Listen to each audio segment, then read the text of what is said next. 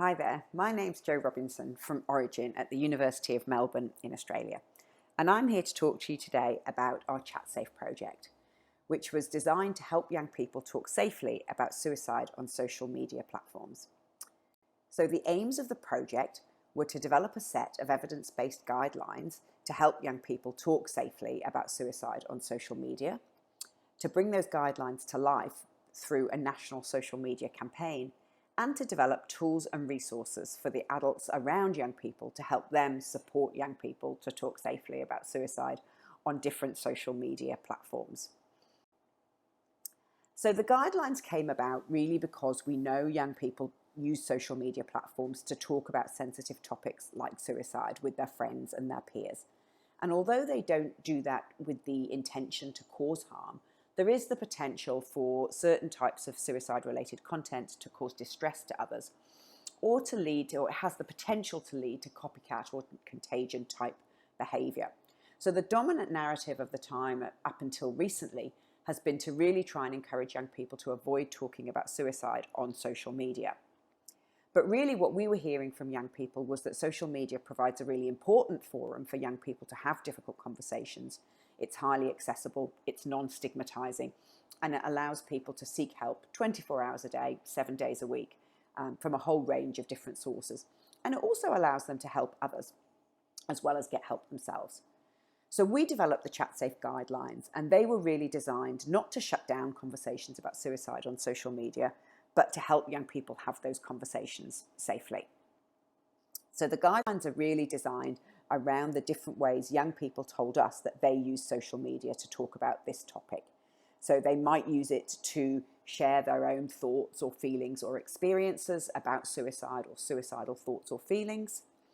They might want to respond to another young person who might be expressing suicidal thoughts or feelings on social media, but they might not necessarily know how to respond in a safe way or, have the confidence to do that. So there's a section of the guidelines around that. And there's also a section of the guidelines around how to talk about somebody who's died by suicide safely. And that might be how to talk about the suicide of a friend or a peer, but it might also be how to talk about a suicide of a celebrity or a public figure. And the guidelines all now sit on the Orygen website. You can see the link here on the slide.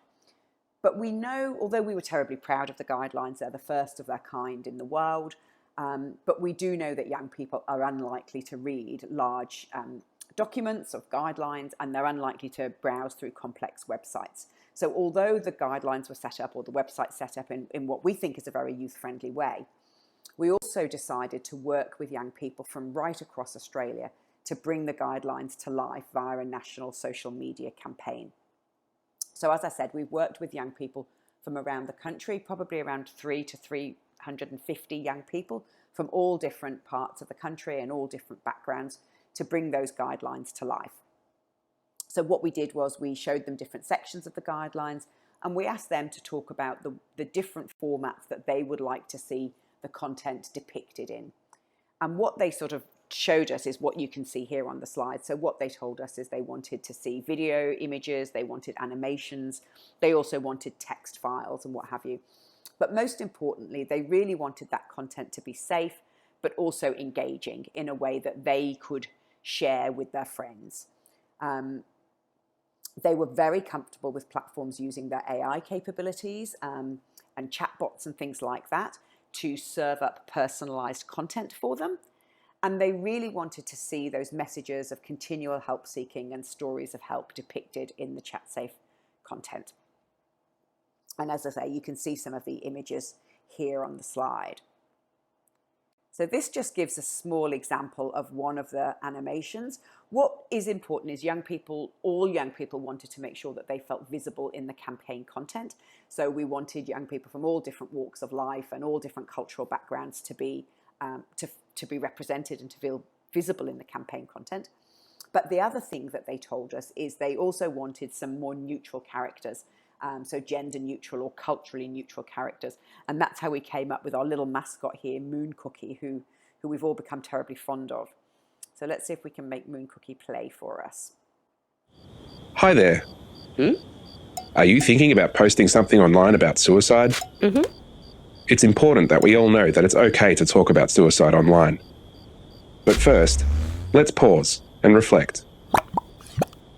Think about why you're posting. Are you reaching out for support, or are you raising awareness? Think about how your post will make you feel once it's out there. Also, think about how your friends and family might feel when they read it. All good to go? Great. For more handy tips, check out the ChatSafe guidelines and follow the hashtag. So as you can see, really what we're trying to do here is not tell young people not to post about suicide on social media, but we're really trying to equip them with some of the skills to do so safely and really encourage them to have a bit of a think about what they want to get out of the conversation before they go into it, I suppose. So to pause, have a think, and just remember things like, what you do post online will be there forever. Posts might go viral. You might lose control of the posts once you've shared it. So just to really think before you are posting about your own feelings or experiences. Hi there.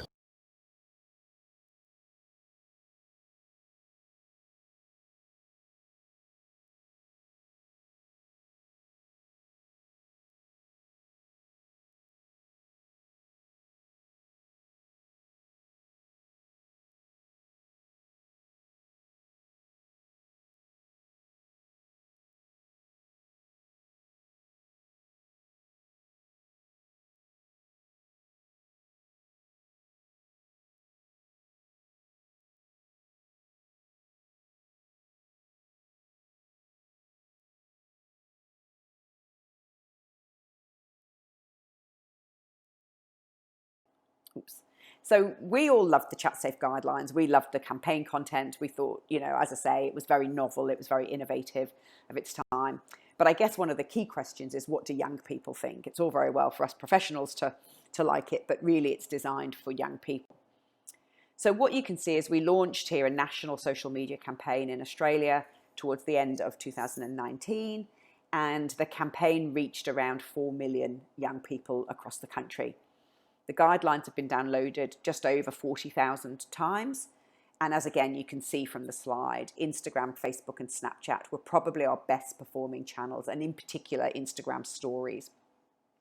Young people really seem to like the video format most, and we were able to reach equal numbers of men and women. And that to me feels quite important, because we know that young people, young females, often engage in help-seeking type behaviours, but it is much harder to engage young men. So the fact that we're able to reach young men and they did engage with the content was quite reassuring for us, I suppose. The guidelines, as I say, sit on the Orygen ChatSafe website, but they also sit on the Facebook Safety Centre page. And we now have a new Instagram guide. So if you follow ChatSafe on Instagram, when you go in through the phone app, you'll see we've got a little guide there. And that's all focuses on how to reach out and help somebody talk safely about suicide. But because we're researchers, we wanted to do more than a social media campaign. So we have designed a study that we've just completed, actually, and we're just analysing the data now, where we really wanted to look at whether or not access to the ChatSafe intervention, so both the guidelines and the social media content, can improve the quality and the safety of online communication about suicide amongst young people. Does it make them feel more able or willing to intervene against suicide online? So if they saw another young person or one of their friends posting about suicide, do they feel more capable to intervene? And do they feel more confident and more, as I say, yes, more capable when they are talking about suicide online? And overall, does this contribute to increased sense of perceived safety when they are online talking about this quite sensitive topic? So as I said, we've just finished a study. It was a pre-post-test study. We recruited around 500 young people from across 3 states in Australia into the study. We did a suite of assessments at the beginning and at the end of the ChatSafe intervention, and then again a little while later. And what we did was we asked them a whole suite of questions about how capable and how confident they feel, but we're also doing some linguistic analysis where they've given us downloads of their social media conversations prior to the trial and again after the trial. And what we're doing now is some comparative work to try and look at whether or not their online communication did change as a result of having access to the ChatSafe intervention. So we're busy analysing that data at the moment, so I can't give you any findings at this point. But we did get this comment from a young person, which is probably one of our... The other thing to say is that the ChatSafe guidelines have recently gone global. So we did partner up with Facebook, and they gave us some funding to adapt the guidelines for 10 additional regions around the world. And during the 6 weeks post that launch, the guidelines were downloaded just over 4,000 times. And that campaign reached around 1 million, or just over 1 million young people. And again, let's see if we can make Moon Cookie talk to us. Hmm?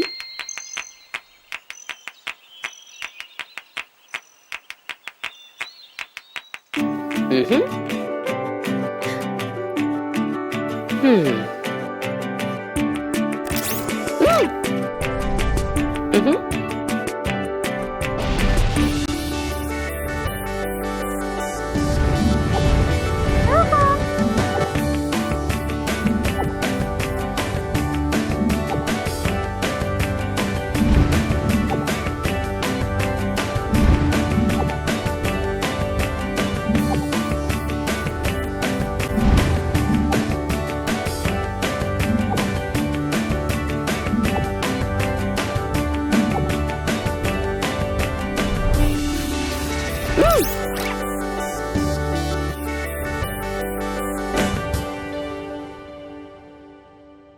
That's Moon Cookie on their adventures. Hmm?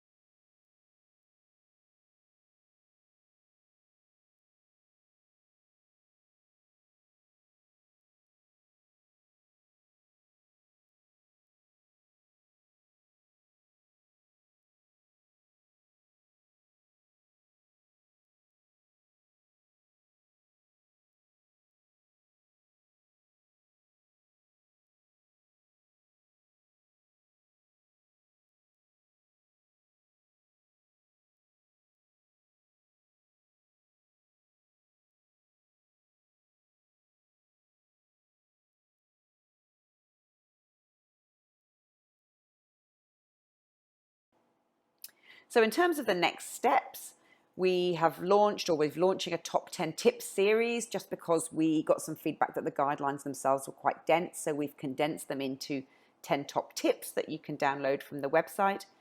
And we're starting to explore whether or not ChatSafe can be part of a real-time response following the suicide of a young person. And can ChatSafe connect young people to clinical care? So here we can see that exposure to a suicide does increase the risk of suicidal behaviour in other young people. So we're now working with a couple of jurisdictions across Australia to notify ChatSafe of a suspected suicide of a young person in real time, which will allow us to send targeted resources to professionals across the community. So again, we've got a guide for professional agencies to help them support safe communication online about the suicide. But we'll also send some specific co-designed content to young people in that region to help them talk safely about the suicide of their friend, to help them support each other, memorialise the person respectfully, and access care when needed. And the other next step will be looking at whether or not we can use the ChatSafe guidelines as a soft entry point into clinical care. So we know that lots of young people don't seek professional help for lots of reasons, like fear, shame, stigma, cost, and so on. But young people do want integrated on and offline clinical care options. So we know that the ChatSafe content has reached lots and lots of young people, and many of those impressions led to click-throughs. So we know that people clicked on the content and went to the next step. So what we'll start to try and do is have a look at whether or not we can include then links to online services or face-to-face care if people feel they need it. So there's some next steps for the project.